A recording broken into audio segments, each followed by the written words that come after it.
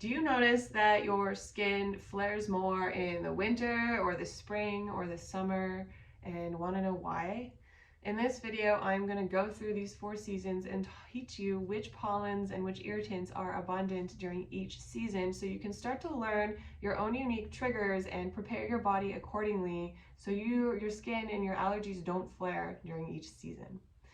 If you are new here, welcome. My name is Dr. Kayla Clark.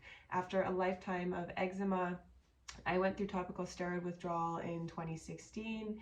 It took my body 8 months to heal through it, and now I am a naturopathic doctor, super passionate about helping other TSW and skin warriors clear their skin from a root cause approach.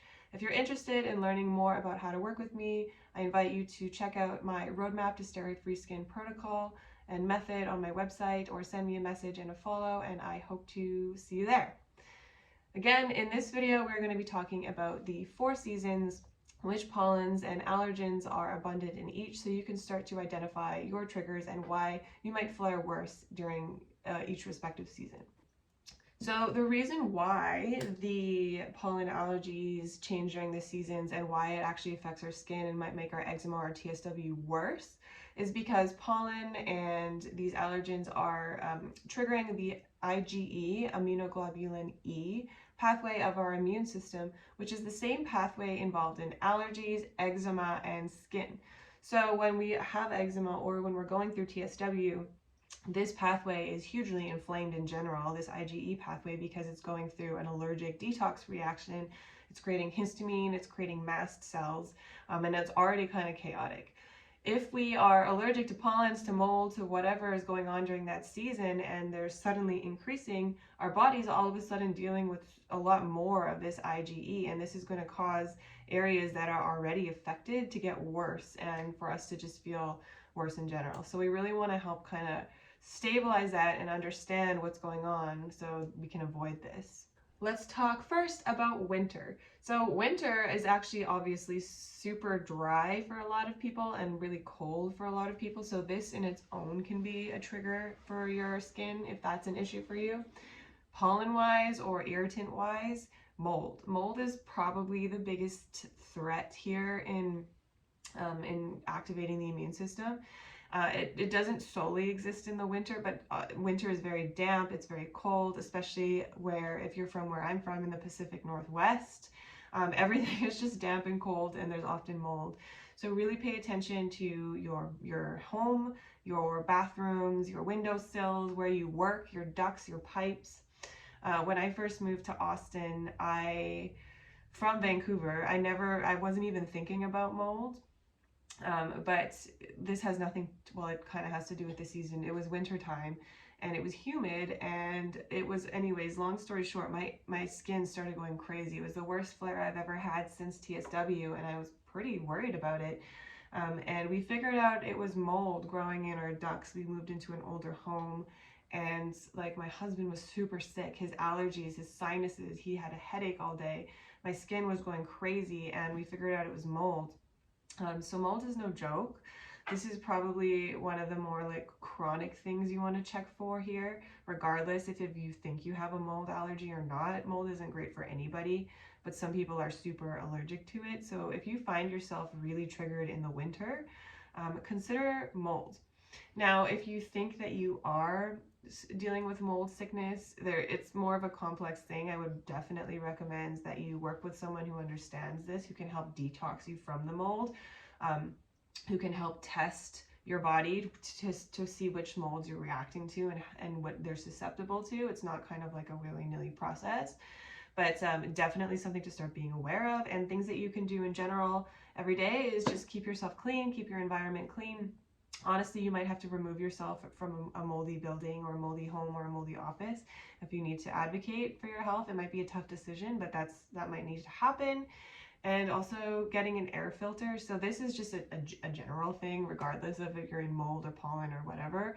Getting a HEPA quality air filter, probably, I mean, for your whole home would be great, but for your bedroom, if you can't do that, they're fairly inexpensive and definitely worth it. So if you are triggered in the winter, mold is something to watch for. And if you are in Texas, then cedar Or if you're in somewhere else, cedar and juniper is another big one. Cedar fever triggers a ton of people's allergies, and so it's also going to trigger your skin. So that's also happens around January in the wintertime. Springtime.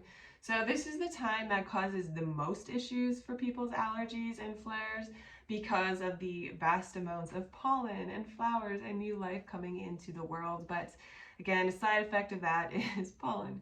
So you'll notice in this springtime, it's mostly oak, but there's also ash, elm, cottonwood. So if you see like the fine yellow powder around in the spring, that is pollen from those trees.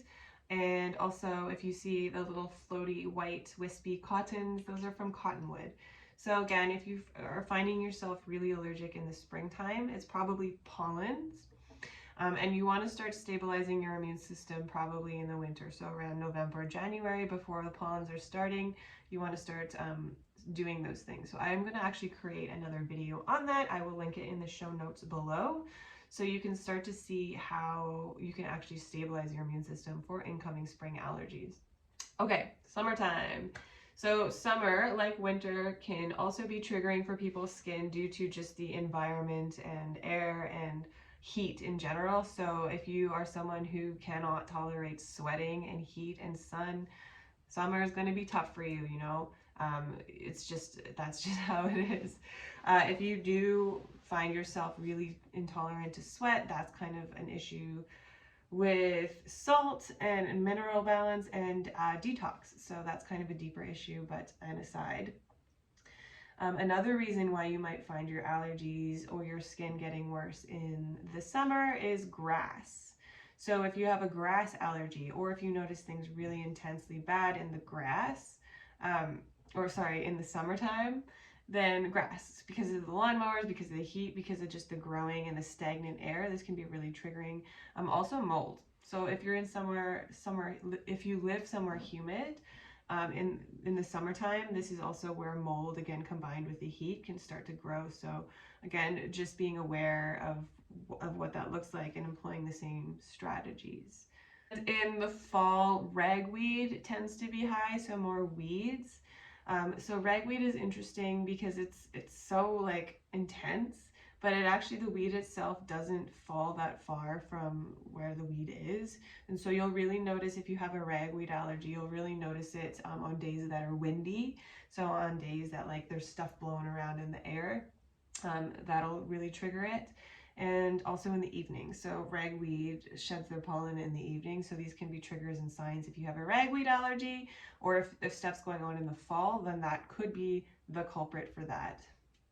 So hopefully you got some insight from this video about each season and what might be causing your flare, what might be causing your immune system to be triggered in each season, and you can start preparing yourself appropriately to manage that and creating a plan that works for you. So always work with your doctor, work with your naturopathic doctor, or your healthcare practitioner to help create a personalized plan when it comes to your healing your skin. That is what I'm always about, what I'm always going off about when it comes to especially eczema and TSW, is an individualized approach, a root cause approach, and really understanding this stuff. So give me a follow. Hopefully you enjoyed this, and I hope to see you soon.